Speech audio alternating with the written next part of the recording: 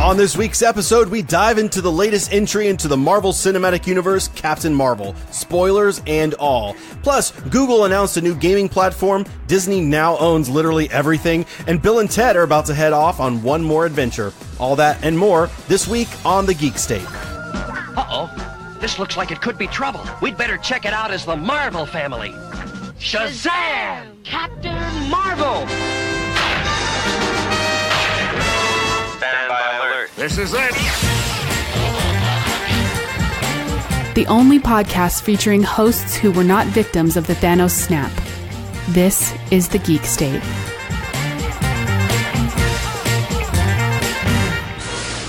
Broadcasting from the new release wall at your local Blockbuster Video, this is The Geek State, the podcast all about what's going on in the world of geek, whether it's movies, comics, video games, just general geek stuff, the news, movies. We're going to talk some Captain Marvel and a bunch of other stuff. My name is Chris, and joining me on this episode are very special guests, Dan and Jessica. Jessica is familiar because she's been on a show before. In fact, she's been on the most successful episode thus far, if we're just straight up looking at downloads.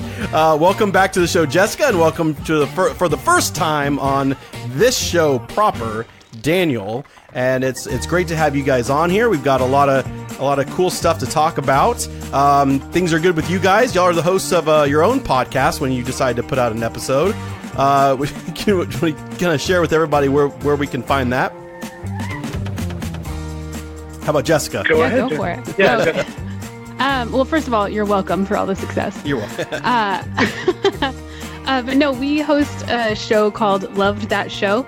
It's basically a podcast about TV shows that we have loved and lost or watched. It started out kind of as a canceled show recap and then just sort of devolved into things that we're watching currently. But yeah, you can find us on Apple Podcasts or Stitcher or pretty much wherever you can get podcasts. It's called Loved That Show. Fantastic. Well, we're going to definitely get into Captain Marvel. That's our big topic of the day.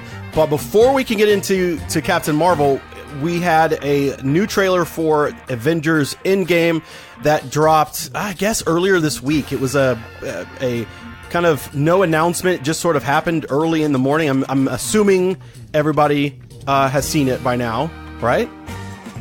Oh, yes. Yeah, I made sure to do whatever it takes. Yeah, whatever it takes, I had to see it. Whatever it takes. Okay. So I want to bring this up just because something from it. So one of the great things about this trailer, and Daniel, I want to hear your thoughts on this. One of the interesting things about this trailer is the use of, it's a 2.5 minute trailer, but the majority of that trailer is just old footage from the previous Marvel films. So Daniel, going into, because this is going to be the last trailer, so going into the theater, where is your headspace, or like what your expectations are for this movie, being that we've seen at tops a minute or a minute and a half of actual footage from this movie? Yeah, well, see, I'm super excited about it, and I'm real excited to see kind of where it goes. The one thing I was very glad to see is that Ant-Man made it out of the quantum realm. Yes. But I'm also wondering if that's a sort of a hat tip or like an Easter egg on, like, hey, things in the quantum realm aren't the same as things in the real, like. Oh. Yeah.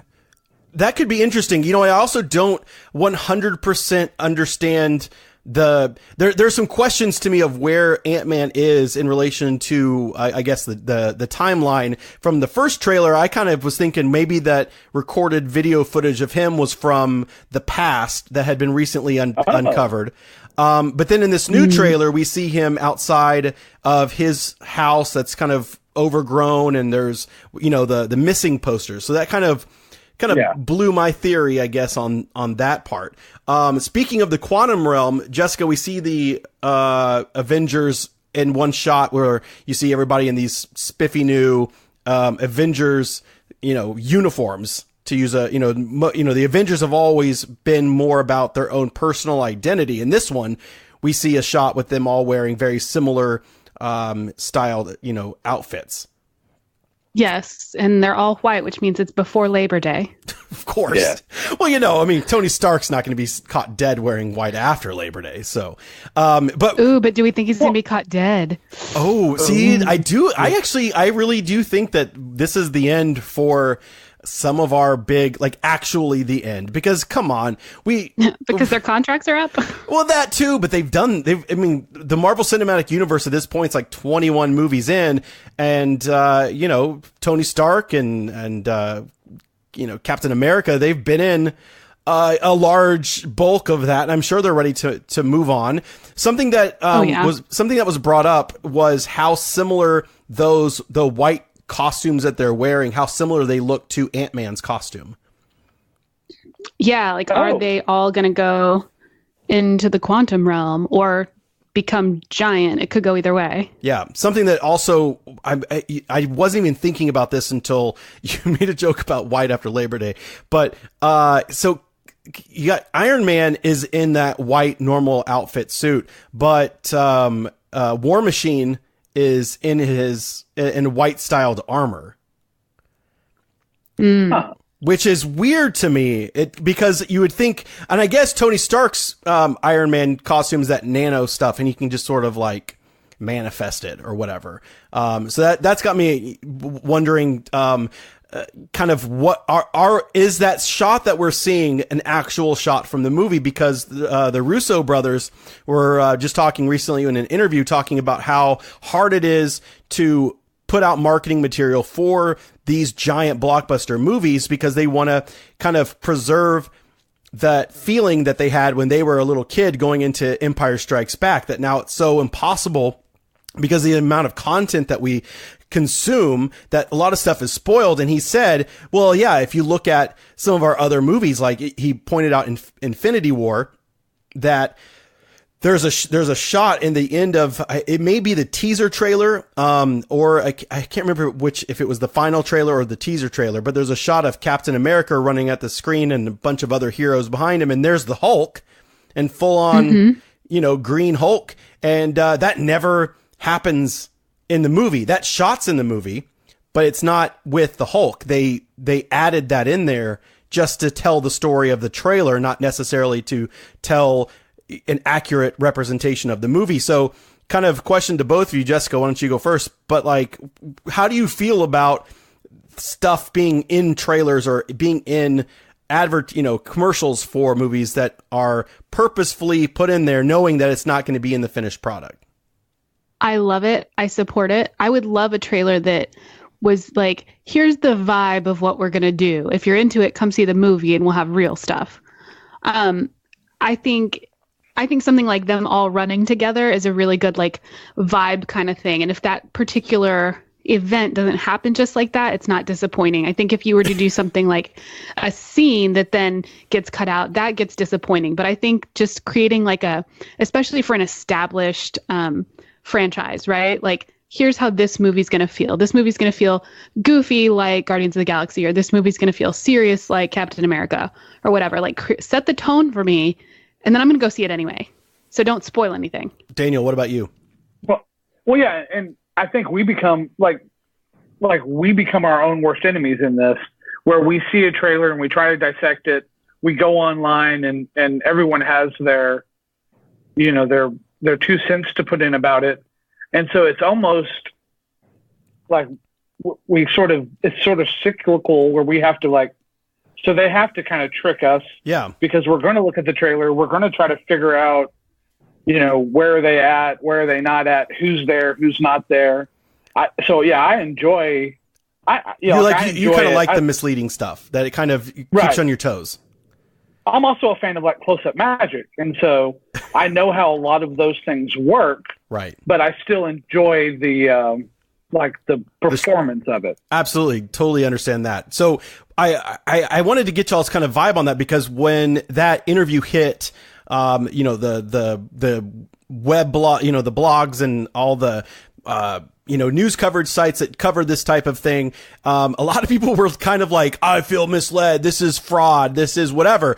And it makes a lot of sense to me why there'd be so much there's sort of this divide between, the different, groups, the fans versus the news sources that cover this kind of thing, because a lot of their clicks and advertisement revenue goes into a dissection of the trailer frame by frame. And we're going to try to plot out this whole movie based on the stuff that we got. And so kind of going into this, what we saw in the trailer is cool for the trailer, but we don't know if this is actually even in the movie. Like, I honestly think that shot with the characters in the white costumes, I think that there has been some head replacements. I kind of think that that War Machine is added just into the shot because he's right up front in the foreground. He's easy to composite in, and he's a 3D model armor already, so they just changed the color scheme and textures. I also think Nebula in the background isn't actually there either. She's far in the background. Nothing passes in front of her head. So it would have been an easy thing. So I'm just throwing it out there just in case, in a month, which is crazy. It's next month. So when it comes out, I can either toot my own horn or I can be like, well, I was wrong, which I'll never do. Yeah, we need to bookmark the notes. Like, if this happens, right, please refer back to this episode. Exactly. And I made a prediction it was maybe a couple episodes ago about Goose and some things that I'm excited to see if those also happen. But before we can talk Captain Marvel, because we've all seen it and we have thoughts, and we're going to give you some background in the history of Captain Marvel, talk about the movie, and even get some input from y'all's daughter, which was a really interesting interview. And we're going to talk about I loved it. So that's a little tease. But first, we're going straight to the headlines.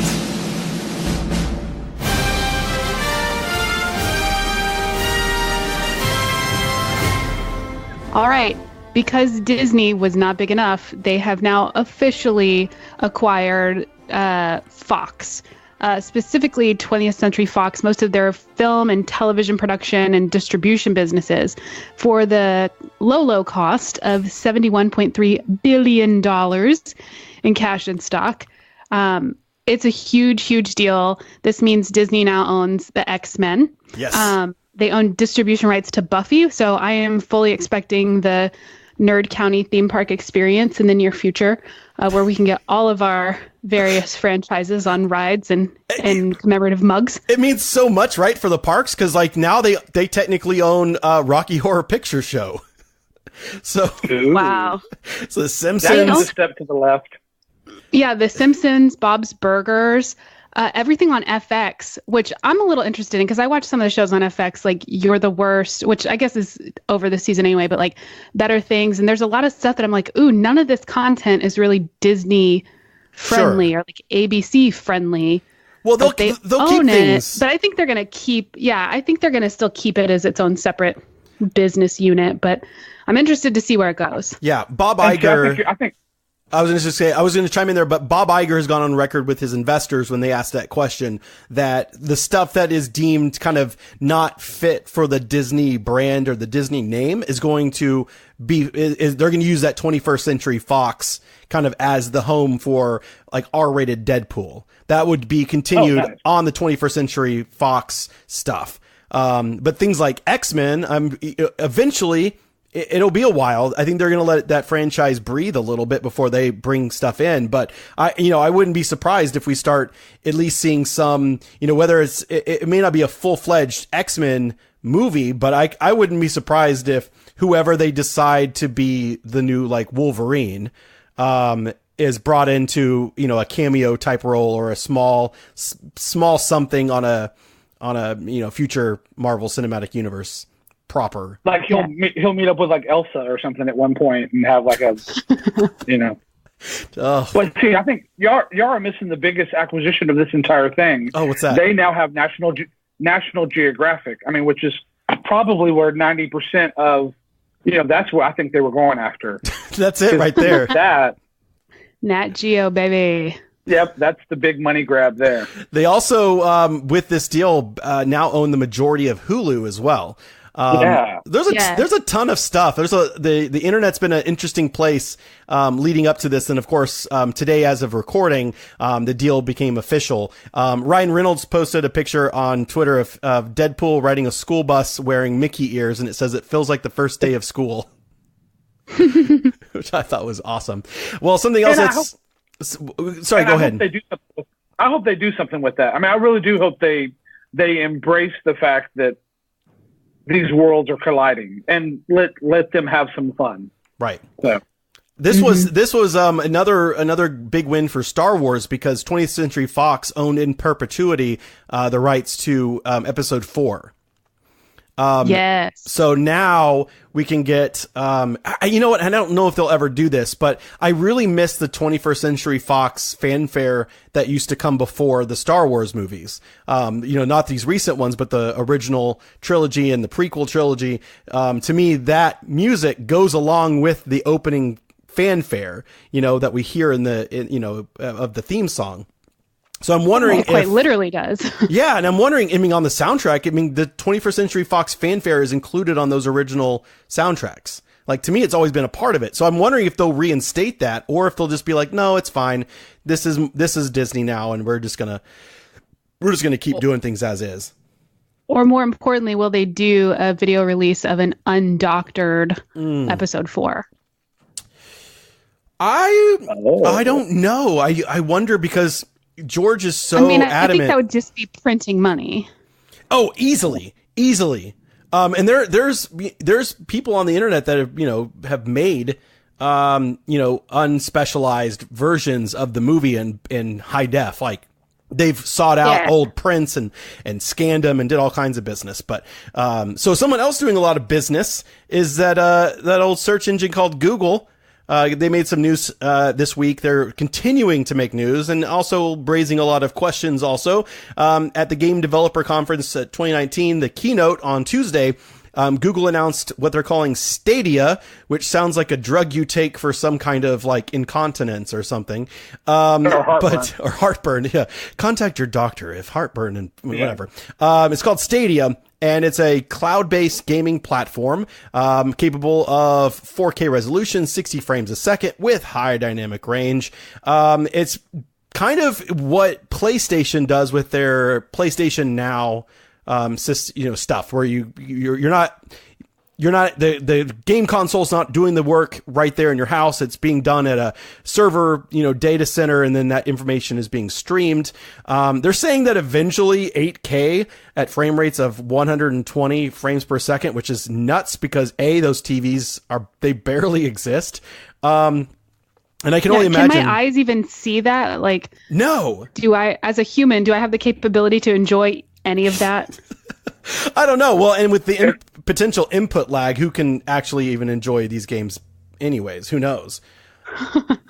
But it's going to work without any major console. So this is kind of the cool part of this is if you have a web browser, if you have Google Chrome and a Chromebook, I don't know if a Chromebook's going to be able to handle this, but if you have a Google Chrome, you've got a cell phone, you've got a Chromecast, one of the new Chromecasts. All you're going to need to go do is buy the controller, and you're good. You're not having to spend $400-$500 on a brand new console, and you can play all kinds of games. And some interesting stuff on there is it's going to allow, the people who stream their video games so people can watch. You're going to be able to watch that person play and then be like, I want to play this game too. Press a button, boom, you're in the game. There'll be like a link there'll be a link that will pop up and you can go straight into that game, which is fascinating. I know it does seem like the future. I'm like, this is awesome if it works. Like if this can be.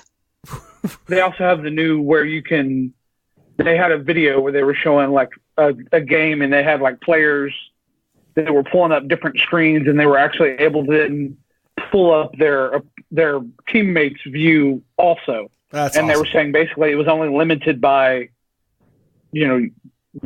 how much bandwidth you can control. That's cool. That's crazy stuff. Like if Yeah. this works, it's going to be incredible. And I didn't know that there was videos out there of this yet. I've only been reading the stuff, so I'm definitely wanting to check that out. I know video games probably not your thing, Jessica. But did you have something to add to this? Not at all. But I'm interested to see how it all works. I think if anyone can do it, it's Google. But I've been promised for a long time that I could watch TV and then click a link to like buy the shoes or whatever. And it still hasn't happened. So I think this is a cool idea and I love that they're going for it. But I want to be able to buy, oh my gosh, I'm blanking on her name, but Eleanor from The Good Place. I want to buy those clogs and I've been Googling and I'm waiting for the button on my TV. Because I really want them. It's like an Amazon, like the Amazon X-ray thing. Like it should just why isn't Amazon doing that? Like this is a free idea. Yeah. They already have that Amazon X-ray feature where if you pause it, it's like, oh, did you know that so and so has been in 8 movies? That's how mine talks. Yeah, tell me all the products. Yeah, like pause the screen and it's like, oh, and here's one click to buy. Yeah, you like that search experience? Click here.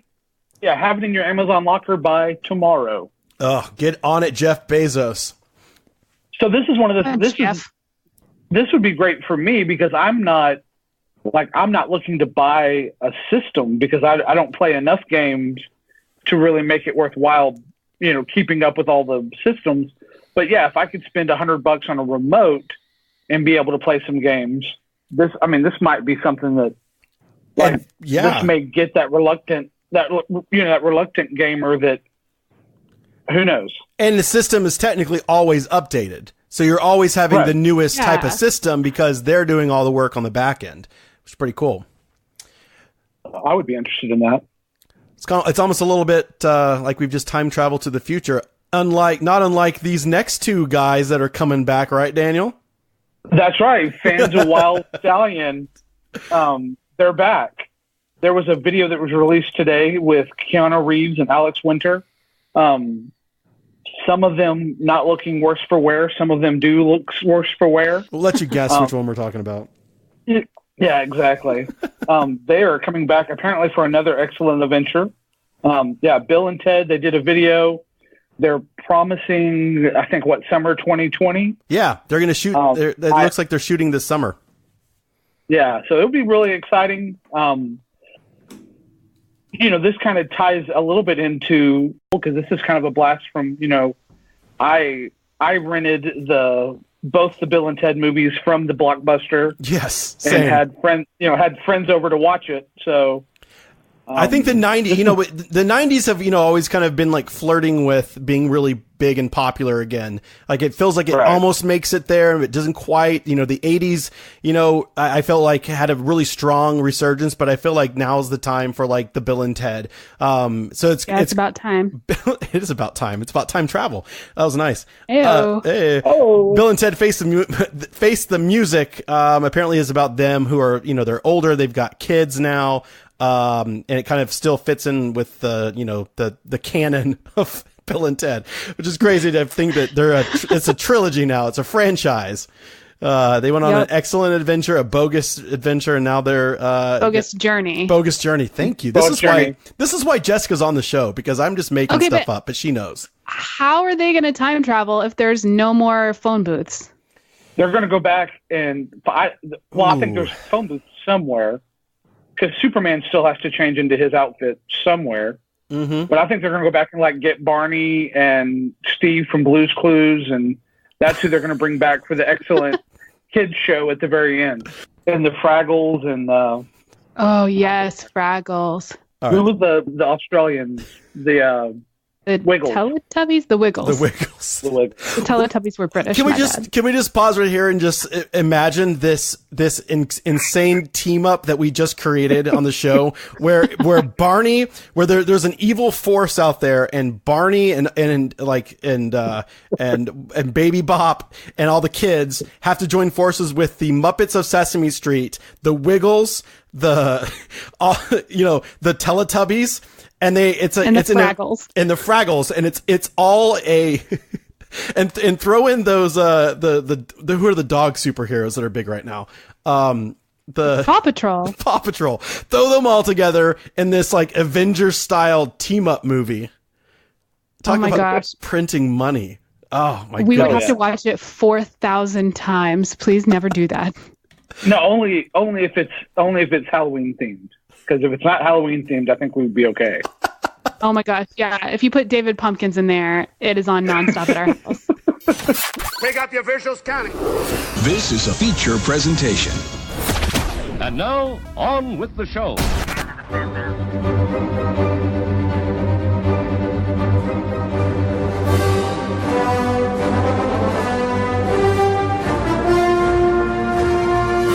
A couple weeks ago, Captain Marvel opened in theaters all around the world, and it's as of right now, right like an inch away from crossing that $1 billion mark. And so I'm excited that it's doing so well. It was a great introduction to some characters, but I thought before we got into talking about the movie proper, I really found that there was some interesting history behind the character of Captain Marvel. More specifically, almost really more about the name Captain Marvel. So going back a long time ago, when we were not yet born, there was a comic company called Fawcett Comics. Doesn't that sound exciting? They created a character called Captain Marvel, and DC Comics sued Fawcett Comics because they thought that Captain Marvel was too similar to Superman. So they just kind of were like, you know what? Okay, we're done. We're done with Captain Marvel. That's we've solved it. Then in the 1960s, Marvel gained the copyright to Captain Marvel, which makes sense, right? Because they're Marvel Comics. So they came up with a character called Captain. For sure. They came up with a character named Captain Marvel because nobody at that time was using that name. So they trademarked it and whatever. Well, DC was like, hey, wait a minute. We've got a character named Captain Marvel, but I guess we can't call him that anymore. So we'll just call him Shazam because that was the word that Billy Batson would use to turn himself into Captain Marvel. And on that first issue that when DC brought it back, on the front cover, it says, the original Captain Marvel. Like, this is a real deal. So Marvel, in order to retain that trademark, as does any, company, they have to keep putting out content with Captain Marvel. So that's why he didn't really ever catch on because at the time he was a male character. And they would just, every once in a while put out new issues or a small ongoing series and a limited series and all that just to get the Captain Marvel name to stick. And which is interesting that we got Captain Marvel, the same year that we're getting a DC Comics Shazam movie. It's like when, I'm trying to think of the two asteroids movie that both came out. Armageddon and Deep Impact. Armageddon. Deep Impact. Yes. Where they got the two twin movies. Carol Danvers became Captain Marvel in 2012. The character was previously known as Miss Marvel, and she assumed the mantle of Captain Marvel and is currently the current Captain Marvel in ongoing series right now. I want to get things started with just kind of the movie. Am I the only one that got incredibly choked up when the Marvel studio logo came up? Oh my gosh. Oh no, I was like too soon. I can't cry before this movie starts. It was awesome. Yeah, I was really moved. So for anyone who hasn't seen it, you know how the Marvel logo starts and it's like flipping through the pages of comic books usually, but these were all just images of Stan Lee. And I was like, oh, that's really cool. I'm keeping it together. And then right at the very end, it says, thank you, Stan. And I was like, well, I'm crying now. It's too late. I'm already crying. Yeah, I was an emotional mess and the movie hadn't even officially gotten started yet. And while we're on the topic of Stan Lee, let's kind of talk about his cameo in this one, because from what we've heard is that we've got this one, and then he had already filmed the one from his for Avengers Endgame. So we still have one more left. Any thoughts on his cameo in this one? It was near and dear to my heart as a fan of Mallrats and Kevin Smith. I'm a 90s baby. So actually I'm an 80s baby, but I'm a 90s teen, which is the important part there. So it was really cool to see that. And then to see Kevin Smith's reaction to that, where he and his daughter, Harley, apparently just broke down in tears in the theater when they saw him like reading his lines from Mallrats on the bus or the train. Interesting. It was very cool. Interesting tidbit on that one. There's a Kevin Smith also has a another video. I don't know if you saw this one as well, where he's kind of explaining the backstory of how they went about doing this cameo. They actually told Kevin Smith beforehand that that's what they were going to do in the movie, and they were asking him if they had any audio, like just audio, like other takes of Stan Lee, because what he's doing is he's practicing his line from Mallrats. And I'm not 100% sure if he actually says it in the video, but I think because of Stan's kind of failing health at the time, they actually use the audio from like an alternative take from Mallrats. Oh, wow. That's awesome. And that's why they kind of kept the script kind of over his face. Like he kind of had it over his mouth. Yeah. And Mallrats is amazing because that was sort of one of the first, like, hey, Stan Lee popped up in a movie. That's cool. Yeah. Like, that's sort of how the Stan Lee cameos started to become a thing. And my favorite part is that Stan Lee was, being all honest and heartwarming and whatever. And then turns out, that he was just paid to go do that. I always love that moment. Well, we're looking forward to at least one more Stan Lee thing, and he can always show up in the animated stuff in the background, like they did with like what they did with him in Spider-Verse. Yeah. But still just not quite the same. One of the first things that got a audible gasp from people in the theater when I saw it was the first time that we see Samuel L. Jackson on screen, but he's like 1990s Samuel L. Jackson. Yeah. We've seen this before. Ant-Man has a lot of DH stuff. They did it really bad.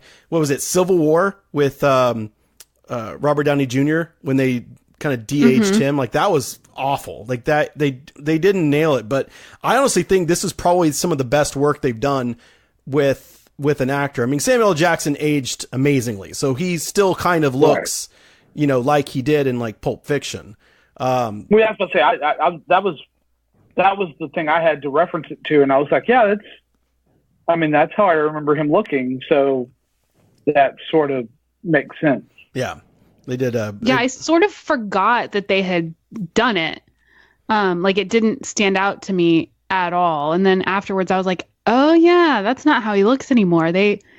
I figured it would have called attention to itself, but to me it was pretty seamless. Yeah. There's only one shot that doesn't quite work. It's a shot of Coulson, where he's looking in a specific direction and he just looks like plastic. Like there's only one shot that I feel like they didn't do a great job with. But I mean, it's so much better than what, any of us can do. So what can we say? I mean, it's amazing. Well, and I wonder if it's the shot I'm thinking of, because I'm not sure what shot you're talking about. The stairwell? No, I'm thinking of a different one then. Never mind. No, but fair enough. Like, I feel like they did a great job with Samuel L. Jackson, because I think we have a better reference to what he looked like. Yes. And I think with Coulson, they were less concerned about making it look like he did when he was younger. They're just de-aging him because no one's going to know, like, oh, that's not what he looked like in the 90s. Yeah, it doesn't have to look like young Clark Gregg. It just has to look like young Coulson. Right. So I think maybe that's what it is. Are you talking about the scene where Coulson lets them go? Yeah. Okay, because there was something about that scene that I was like, oh, that's weird. But maybe that's what I was thinking was weird. It just seemed. Yeah, it's the uncanny valley. It almost seemed like it was like an alternate take. Like for some reason, maybe I don't know. It just seemed like it fell out of place somehow. Yeah. What was, to me, I think it's, you're all going to agree, but I loved the 90s aesthetic of this movie, getting to see, like, at the beginning when she crash lands into the Blockbuster, it was almost like this weird nostalgia hit that I didn't think would resonate so much with me, but like she's walking around a Blockbuster video and I'm like, oh my God. I remember being at a block, going to Blockbuster, and like walking around. This is exactly how I remember it. And it's such a weird thing that it seems like so far long ago, but also like I could go to a Blockbuster now, but you can't unless you're in Oregon. Yeah. So the big thing that got it for me was when she comes out and she's talking to the security guard and it's like, where you get your technology? And he points to the Radio Shack. Yes. I was like, oh man. Yeah. I can remember that was where if you needed a plug or a cord or whatever, you have to go to Radio Shack. My first computer was from a Radio Shack. My old Tandy 286 had two floppy drives. It was awesome. But no, the thing that I jumped out of my seat a little bit about was kind of told me when we were in the 90s was that wall where she was using the phone booth, and behind her is Smashing Pumpkins. The Infinite Sadness, that album art is all over that wall. And I was like, yes, okay, now I know where we are. Like, this gave me a frame of reference, where I was, how old I was, and all of that. And I totally, I loved how well they captured the look and feel of the 90s. In this movie without making it seem like a crazy retro thing. Kind of like Stranger Things does a really good job of showing the 80s, but I think also they exaggerate out that this is the 80s, right? A little bit. Right. And I like when she changes into that costume or that outfit that she pulls off the mannequin. It's clearly 90s, but it's not like costume 90s. Yes, she's it's not the like, Goldbergs. I'm going to a 90s party. It's just like, I would have worn that t-shirt. I would not have had the leather jacket because I lived in South Texas where it was 1,000,000 degrees and leather is too hot. But like, I didn't have that exact t-shirt, but I had one like it. Yeah. Although mine would have probably been like a size or two larger. Because I remember us all wearing shirts that were like a size or two too big. Right. But that might have just been like in our area. Well, it's currently, by the looks of things, the same thing that is happening now, where, the teenagers are wearing the, extra large shirts when they really need a medium. Right. I see it all the time, in the summertime where I work, but, so I love the 90s. It sounds like we're all on board with the 90s. Now, I kind of want to, was that? Oh, I was going to say, I did have a moment. The music was used so well in this film. Yes. There was a moment. Are we doing spoilers at all on here? Like, I don't want to ruin anything. No, if you're listening to this, we hope that you've seen the movie. Yeah. Yeah. So, during the big fight scene towards the end, when the No Doubt song "Just a Girl" starts playing, I actually burst into tears. I had no idea it was coming. Like, I wasn't emotional about the movie at that point. I was enjoying it. But then she's just like fighting, she's kicking ass, and then No Doubt came on, and it was just so overwhelming. I felt so seen. Like, oh my God, somebody made a movie specifically for me as a 9th grade girl listening to Tragic Kingdom in my room 100 times in a row. Isn't that so awesome about this though? Oh my gosh, it was so good. This movie was for sure 100% aimed at people, at girls around my age. Like, it's aimed at women in their mid-ish 30s. Like, I am the audience for this. And so I was really moved in a way I didn't expect, because I was just like, I figured I would like it. I mean, I liked Wonder Woman. I was like, ooh, rah, rah, yay, girl superhero. And then to just be like crying with happiness at Gwen Stefani's voice backing this like great fight scene. And it works. It works so well. You actually texted me like right after after you saw the movie. I did. And brought that up. Yeah, it was this just moment that came out of nowhere, and I loved it. Well, and see, I think the cool thing about it is also, so the montage scene where she's like coming into her own powers, and you see her falling and getting up. Like, I identified with that. Like, I can remember times where, it's not how many times you fall down, it's, how many times you get back up.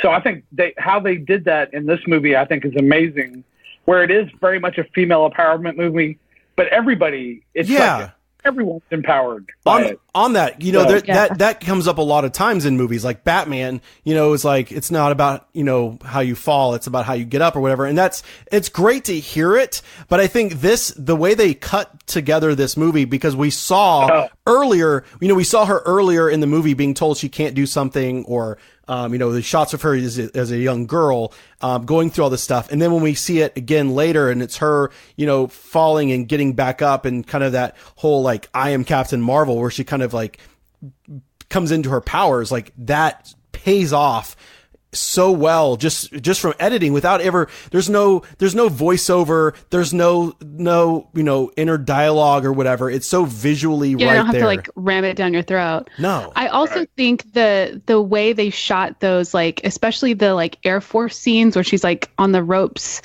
that whole thing, the way they shot those particular things was so reminiscent of the old like Army commercials from the 90s. Oh yeah, I think there was that nostalgia thing too, of like, I don't know if it was Army of One or what it was. I forget what. Be all that you can be. Get an edge on life in the like, Army. Where you have like the like close up of the boot hitting the mud, and like all of that, I think brought back all of those like 100%. Military feelings of that time. Absolutely. And what was neat, I guess, to hear, Jessica, was when you were, going off on the text message about that scene in the movie. I was I literally was thinking about people like you and like my sister and other girls who loved, that music, that were, all about, No Doubt, and kind of were into a lot of this stuff. And, just as a white guy, I really have never experienced that moment, because I've been so dulled to everything being targeted or kind of made, for me, even if I didn't realize it or know that. And for you to be able to sit there in that movie theater and have that kind of moment, how cool is that for you to have that feeling like, oh my God, this is for me. And I think that's awesome. Yeah, and I think a part of what moved me so much about it in an unexpected way is like, I don't think I realized that I had been missing that feeling, because I also am, I technically am half Mexican, but like I'm basically a white lady. So I haven't specifically felt underrepresented until I felt represented. And then I was like, oh my God, this is what it feels like. Who knew? Right. There was kind of a similar experience watching Wonder Woman also. And I'm like, this is why representation is so important. Like, this is why people need to see stories about people like them on screen. It's moving and it's empowering, and I think it's ways awesome. that don't really make sense. Because I didn't feel like disenfranchised or anything before, but I was ready to like fight some people in the parking lot when we left. You're more franchised in, like it's. I'm completely franchised. You're completely franchised. Let's talk about this a little bit more, because in a little bit you sat down with your daughter and you asked her some questions about the trailer and some things, and I think that's kind of important. We'll get back to that. Did anybody else kind of lose track of the Tesseract in the history of it? Like, I had to immediately go home and search the Tesseract, because I was like, wait, how do we have it? Where is it? Because I knew, okay, Captain America's, in the timeline, the first, MCU film, and then I guess this is the second one. Right. And I didn't expect the Tesseract to be a part of this movie either. Like, that was a fun surprise. Yeah. So apparently S.H.I.E.L.D. had it in the mid 90s. Yeah, I did the research. So the, because there's 20 something movies. Captain America, all that stuff happens. The Tesseract is in the plane. The Tesseract sends Red Skull to that place where he's later found in Infinity War. And then the Tesseract was found by Tony Stark's dad, and they've been experimenting on it. And then you've got Marvel, who is the scientist, and she's been working on stuff using the Tesseract with Project Pegasus, which apparently makes earlier appearances in the MCU films. I just didn't notice that. So yeah, apparently. And the Tesseract has the Space Stone in it, right? Space Gem, yeah. Yep.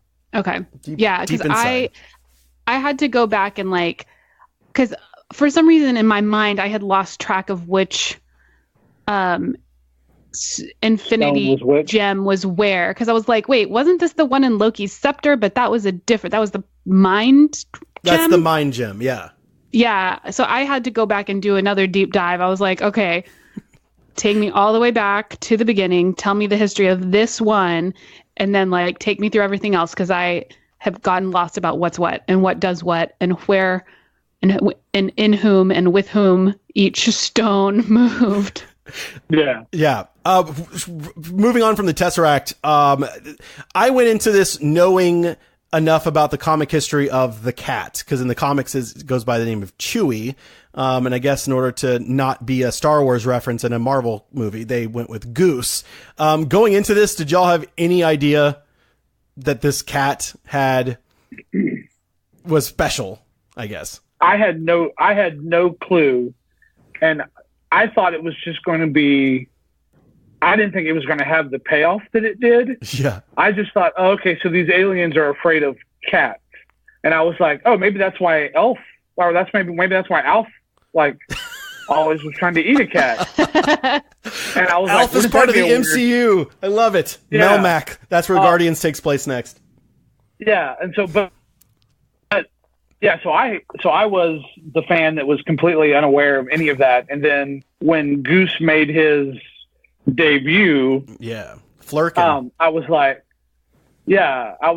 oh my goodness, okay, that's interesting. So yeah, I was completely caught off guard. What about you, Jessica? Yeah, I didn't really know specifically what the deal with Goose was, but I was like, okay, they put this cat on a poster, so this cat is going to have some kind of great moment. But I wasn't sure if it was going to be like the cat has superpowers, or it's not really a cat, or if it was just like the, cat saves the day or whatever. On accident. So I expected the cat to be a plot point, but I didn't really know in what way. That tentacles would shoot out of its mouth. Yeah. And I was afraid when they called it Goose, I was like, oh, this cat's going to have it on the end. I was like, Goose! You don't think there's no way that Marvel would kill the cat? Like, this isn't John Wick,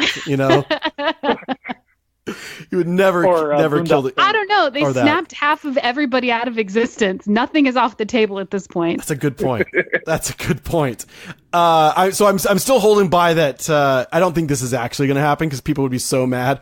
But I would like for Goose just to walk up to Thanos and just go like, just swallow him whole. Oh, and swallow him. End of the movie. Yeah.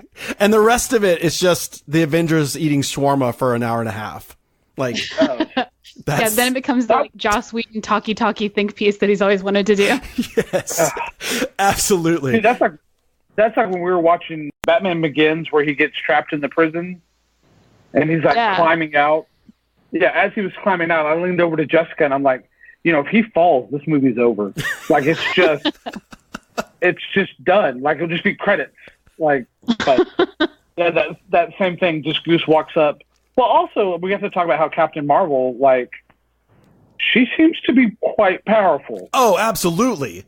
No question about it. She's able to, space, she's got flight. She can exist. Oh my gosh. When she just, like, flew through those spaceships and exploded them by, like, punching through, that was the greatest thing.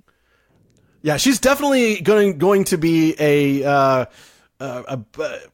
match for Thanos. Absolutely. If they ever, I feel like it'd be a cheat if we don't actually get to see them showdown, have a showdown. But I also don't want to be, I don't want Endgame to be, a movie where everybody else is beaten down and all of a sudden here comes Captain Marvel and she just punches Thanos and Goose swallows him whole and that's the end of the movie. Like, it's got to be an act of teamwork. Like that's what the Avengers is, all about. We've been watching this story of this team who comes together and then they all fall apart. And then, for a while there's like it's Civil War. And then that, right when they start to come together, Thanos kills half of them. And now they're going to have to all work together using their own unique skills and stuff to defeat Thanos. So that kind of brings us to what are the implications, for Endgame? Are we at a place where we can speculate wildly now? Because Absolutely. I'd like to do so. Do it. Okay. So, and this is not my theory, but I've been thinking about it since I read it. So Captain Marvel gets all her power from the space gem, right? We know Wanda, Scarlet Witch, got her power from the mind gem. So like, I'm thinking we're going to have essentially the like infinity gauntlet of people who have all gotten power in some way from the various gems. And they're going to be the team that comes together and they're like, yeah, cute jewelry. We embody all the power of everything that you're just barely hanging on to. So let's think about that. Round out the rest of the team because, well, Vision has been snapped, so he's gone. Right. And he's the Soul Stone. There's gonna have to be some time travel, right? Because it's got to be Vision. It's got to be Doctor Strange with the Time Stone. Yep. And then it's got to be Gamora with the Soul Stone. I think there's a lot of interesting possibility to that because I like that idea. I do like you've got the physical objects, but we are the actual embodiment of that power. It's Yeah, like we Captain got the Planet. power. Avengers as Captain Planet, or Captain Planet as Avengers. Like, Yeah. the wonderful. By your powers combined, I am Captain Marvel. Like, springs from the thing. That's pretty cool. I can get behind that. I do think. I like that. I think we're going to really focus on those original Avengers, though. But I do like that idea that there's this idea that the powers can't. That's got to be a reason why that stuff's there. They don't do this stuff for no reason. There's a reason why it was the Tesseract itself and not just that time, the light speed engine blowing up, that it was literally Also, the Tesseract. Speaking of why, like, it has to be there for some reason, something that that Captain Marvel mentioned twice in the movie was that Skrulls can be a copy of someone down to the DNA. Like, she used that same phrase 2 times, there was no payoff in Captain Marvel. So I think the payoff is going to be in Endgame, where somehow a Skrull matches someone's DNA somehow. I don't know what that's going to mean, but like that phrase being used twice has to pay off somehow, or it's going to make me crazy. I think you're onto some. Maybe all of the people who got snapped were just the Skrulls. No, I'm just kidding. That's not gonna happen. Bummer for the Skrulls.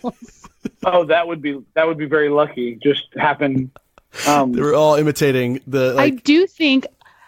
I feel Daniel and I were talking about this earlier. I feel like there's going to be like Skrull copies, or I don't know what you would call them, like Skrull duplicates of like. I think it's part of a strategy, right? The Skrulls are going to work together with the Avengers, but I think we're going to see like a Skrull Iron Man, a Skrull Captain America.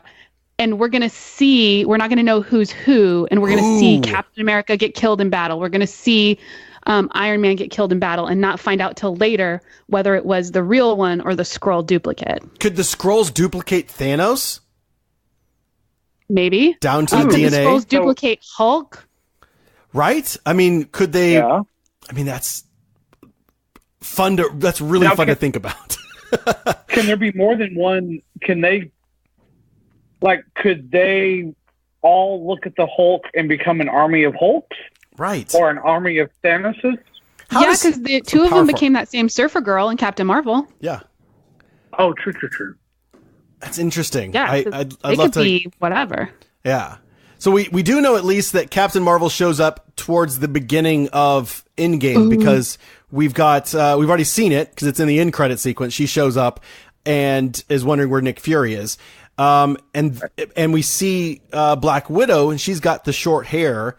And then later in the trailer, we see her with longer hair, meaning kind of time has passed. So it kind of makes you think like they're not going to tease. Or she had long hair and then got a haircut later, because hair works that way.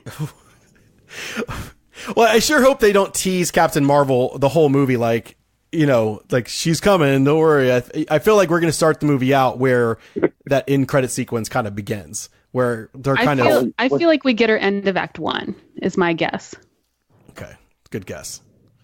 Yeah, you see a little bit of the rebuilding or the post snap. Yeah, we got to see all the devastation. Yeah. Why they only put up one missing poster when half of the galaxy is gone. Exactly. Can't wait. Next month. Next month. So pumped. Okay, that's the most surprising part to me, by the way, about the Avengers trailer and Captain Marvel, is that we didn't get an Avengers trailer before Captain Marvel. Like, all the trailers were over and the movie was starting. I was like, wait, what happened?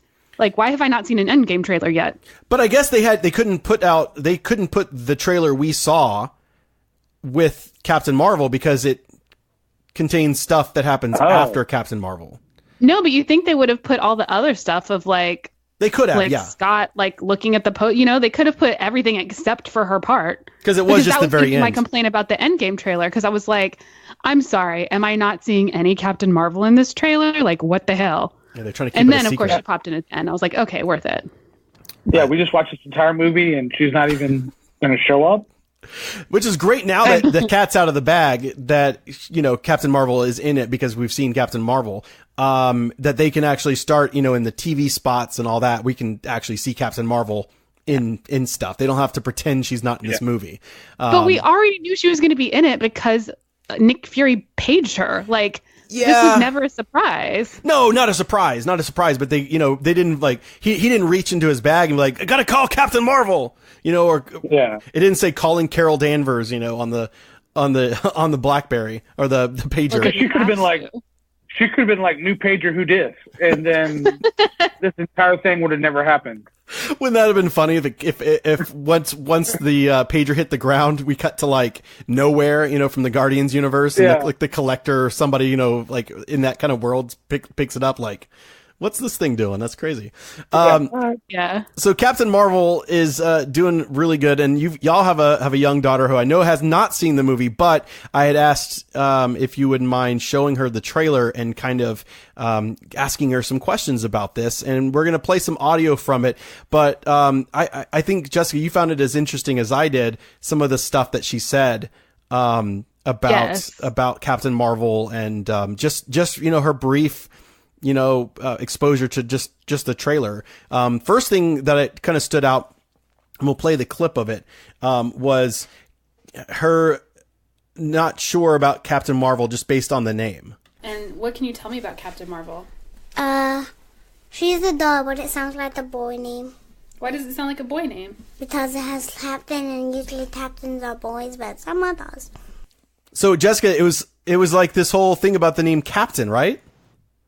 Yeah, I was like, what is happening with patriarchy that my 5-year-old daughter assumes that a captain has to be a man? And then I was like, wait, let me step back. Her frame of reference for captains, all captains, is Captain Hook, and she's been on some cruises, so the captains of cruise ships, which have been men. So I'm like, maybe it's not that she doesn't think women can be captains. She's just only knows captain characters. Right. She doesn't understand that it's a rank, that it's like a military thing that you could, because you mentioned that you could earn that, you can become a captain. Yeah, she might think captain is a first name. I'm not sure. Or sort of like Mr. or Mrs. Like, this is Captain Lewis, or whatever. Like, that's his, like a title or something. Yeah. That's just a dude. Yeah, I don't think she has a concept of like a cheerleading captain or like. Oh, that's a good point too. Anything else. I think she knows Captain Hook and cruise ship captains. I loved it. And I think it's going to blow her mind when she realizes that Princess Leia becomes General Organa. Oh, man, yeah. Yeah, she's going to love that. Well, I don't know. She basically only loves people in the dark side, so we'll see. She might be like, whatever. What do you think her superpowers are? Electricity. And she shoots electricity from her hands. Mm-hmm. She can fly. She can fly. My favorite thing is that it's electricity. Like, her power is electricity. Oh, yeah. Her power is electricity. And then she can fly. Charge phones. Yeah. Yes. And then kind of also, which was interesting to hear, was when you were talking to her about what other girl superheroes that she could think of. Can you name any other girl superheroes? Wonder Woman. Yeah. Superdog. Yep. I don't know any others right now. You don't know any others? No, I don't. Batgirl. Oh, Batgirl. Oh yeah, she crosses. I mean, yeah, she crosses some of the like a lot of the different lines. Like what brought up Batgirl, brought up Supergirl, which which I don't know where she got Supergirl from. McDonald's toys. Ah, okay. You got Wonder Woman. Wonder Woman right out of the gate. That was her first one. Oh yeah. And she only named female superheroes that have girl or woman in their name. Yes. But I'm trying to think if I can name any female superheroes that don't have girl or woman in their name, and I don't know if I could do it. She-Hulk. I mean, I can name some of the X-Men, but She-Hulk, samesies. But you know what? What was kind of I don't know. It kind of stood out to me that the only characters that she could name, granted they were characters with like Batgirl or whatever, were all DC Comics. There's no female superheroes that she could mention that were well known enough from the Marvel universe, which is sort of kind of reinforces why they need to continue doing what they're doing, which is which I was like kind of like listening to this audio of you kind of setting her up to ask her, like, should they make more girl superhero movies? Like I'm listening to this audio back and going, okay, I know what Jessica's hoping that she says. Captain Marvel is a girl superhero movie, which is awesome. Do you think that they're still going to make boy superhero movies or just girl superhero movies now? Boy and doll. Yeah? Do you think there should be more one or the other? More of the doll movies. Yeah? Why is that? I don't know. Maybe because it's only like 3 or 4 I know. And then she delivered. She was like, she thought about it though. For a second. Yeah, she really thought about it. You never know with kids too. I was like, ooh, is she a tiny misogynist? Was she just gonna say like, no, this is good enough? Like one is good. We're good. Yeah. Well, and sort of on this subject but also sort of just in real life, I'm amazed she will come home and tell us what people on the bus say, and it's fascinating how young all of these lines start getting drawn about those are boy shoes or those are girl shoes, and right. It's nuts. It's just yeah. Yeah, she's in kindergarten, and she came home one time telling me that she wished she was a boy because boys have better lives. And I was like, whoa. What do you mean? She was like, well, a little boy on the bus told me that. And I was like, oh. So I got to have the conversation with her about boys are going to tell you a lot of things in your life. And if they don't make any sense, you just stop listening. It's good advice. That's really good advice. Yeah, that's advice for everyone. Absolutely. Yeah, just that one's for free. And she, obviously she had lots to say about Captain Marvel, but I will say the thing that the one time that she actually really gets excited was the question of what superpowers would you have? So if you were a superhero, what would you want your superpower to be? Definitely super speed. Yeah, super speed. So if I'm late to store, I'm just be like, zoop. That is a good idea. And then I'm like, no, I'm a pig. I think I am, but I'm super. Oh, yes. And let me tell you, we do Chick-fil-A has like dinner games that you can get in the kids' meal, and one of the things is a bunch of questions that you ask, and pretty much every time you ask her what superpower she would want, she always says super speed. So yeah, there was very little hesitation. I was expecting flight. Yeah. No, super speed. That's awesome. Yeah, and super speed. Until I'm trying to get her ready for school in the morning, and then she's like, "Give me a minute, Mom." The Speed Force isn't working today. but then you can tell she is definitely my daughter because she would use the super speed to get somewhere on time or early, and that is 100% me. Same. Yeah, that's 1,000,000% you. Yeah. Well, that kind of wraps up our Captain Marvel discussion. We'd love to hear what you thought of Captain Marvel. Hit us up on Twitter. We're at The Geek State Pod. Over on Facebook, facebook.com/The Geek State. You can also follow us on Instagram. I post stuff every once in a while. We're at The Geek State Podcast. Join us and be a part of the conversation. What do you guys all think of Captain Marvel? Let's look around the region and take our pick of the week. Shut up and take my money. All right, it's time for our pick of the week. We like to choose things that are our kind of stamp of approval, stuff that we think that you would enjoy. I would let James go first, but he picked his job over. Oh, we didn't even mention this at the top of the show, why James isn't here. I feel I feel terrible because the three of us talked about it off air of work. He got a ton of work that just sort of landed on his lap right at the end of the workday, so he could not make it. James who is what I say. So, it's a coup. It's being staged right now. Yeah, we just had the Ides of March, and we've had our own coup with the Senate of the Geek. James will be back. With his own pick of the week, so he can't go because he is not here. But I want to share something really exciting. I did not realize this, and I don't know if it was just released in the last week or so, but Pablo Hidalgo, who is a member of the story group over at Lucasfilm, tweeted something about how you can buy the Ewok movies online. He was like, they're available to purchase, and people were like, wait, what? No, it's not. And he was like, someone was like, oh, it's on Amazon. And so you can buy the digital versions of the two Ewok feature films, the Ewok Adventure and the Battle for Endor. They're both available on on Amazon to purchase. They're like $7.99. And honestly, if you've not seen these movies, that's okay. But if you're looking to kind of just get some Star Wars in your life, even if they are kind of tangentially related, the Battle for Endor has like straight up a Night Sister, and like it's got Ewoks and they talk. And it's got Wilford Brimley, for God's sake. So they're both available. Diabetes. And if you haven't seen it, thank you. If you haven't seen the Ewok movies, and I suggest you do so. And I honestly think, especially if you've got young kids like y'all do, these would be a pretty fun watch. Even if she doesn't like them, I would love to hear like a commentary track of her trying to figure out, wait, why is this not as good as Star Wars, but it's got Wicket in it? We could probably make that happen. Yeah, we could. That would be cool. That'd be super fun. And then let's go with what's one of y'all's pick of the week?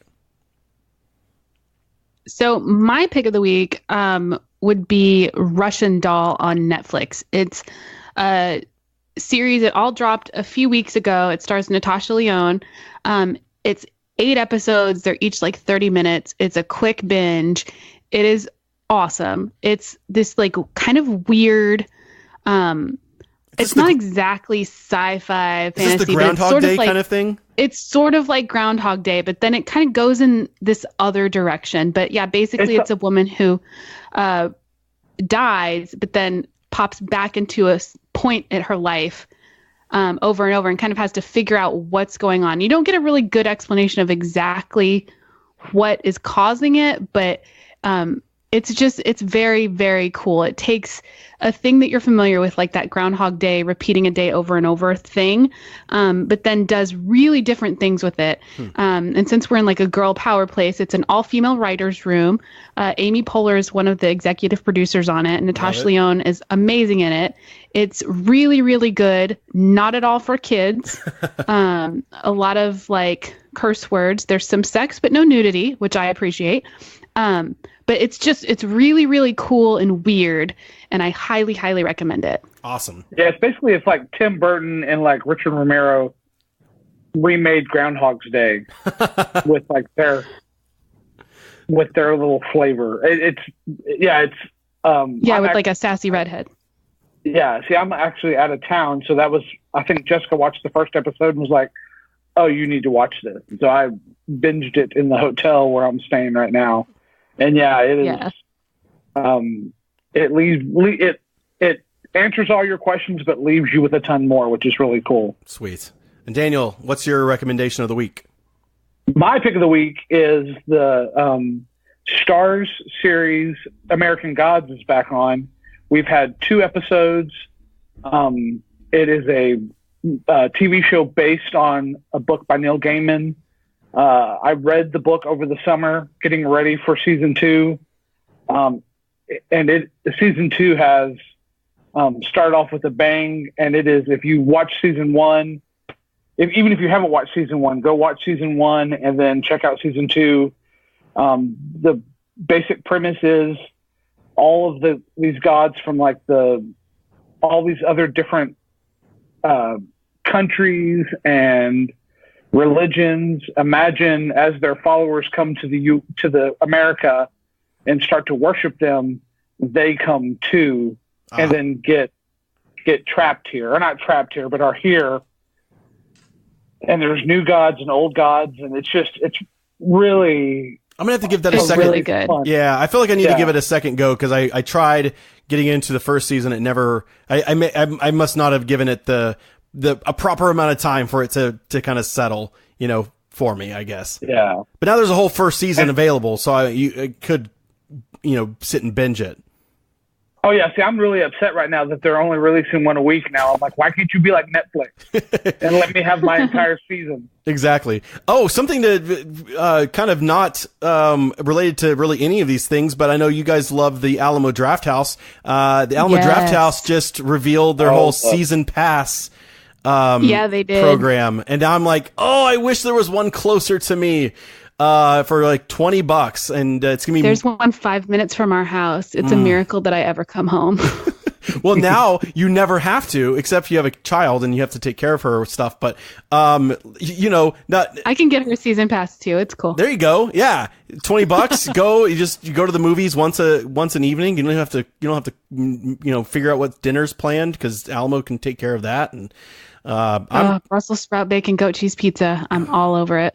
I'm looking forward to trying that out because it's nice for them to have let MoviePass try to figure out this whole system and fail and try to figure it out and fail again. And now Alamo Drafthouse is going to come in here and I think honestly probably be the most successful with it.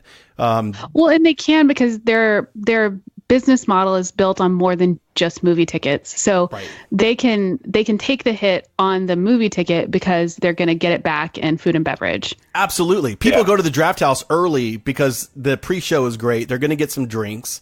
Yes. It's a whole experience. It's not just, they're not just hoping to get popcorn and soda money because, to be honest, who's not sneaking in Sour Patch Kids, right? I mean, you can't sneak in a pepperoni pizza. Well, you could. Exactly. Yeah, so the pre-show at Alamo Drafthouse is what I want to do when I retire. Me too. I want to get. Oh man, I would love. That would be my dream job. Or that's just where I pivot to next. I've had multiple people. Well, there you go. Speaking of pre-show at Alamo Drafthouse, they did a really good recap on the whole history of Captain Marvel and all the iterations of the name and all that stuff. We should put up a link to it. Yeah, we'll do that on the Geek State page. It's really cool, and it helped. It's like 7 minutes, so it's really easy to digest all of that history.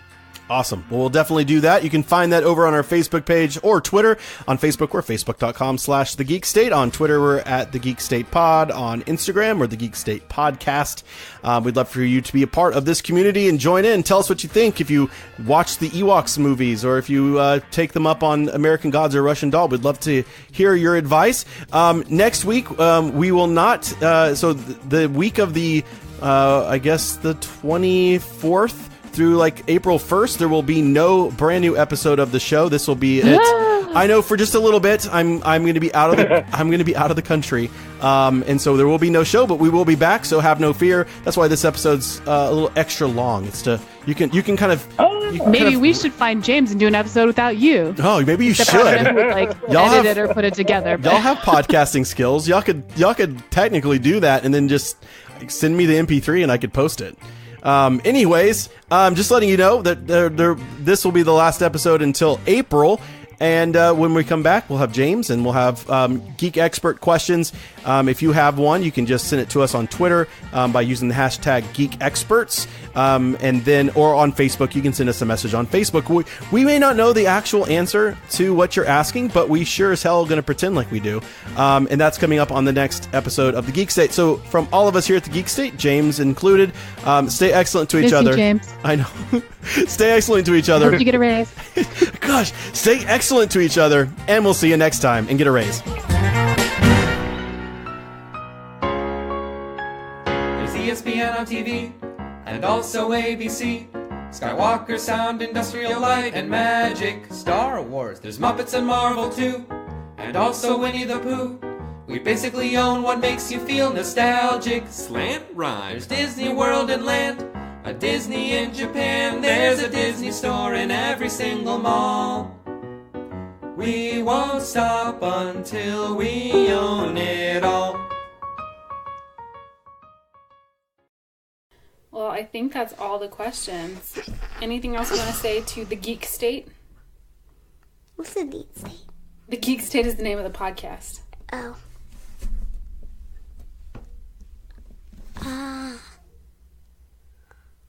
I hope you watched Captain Marvel and have a great time at Fiji.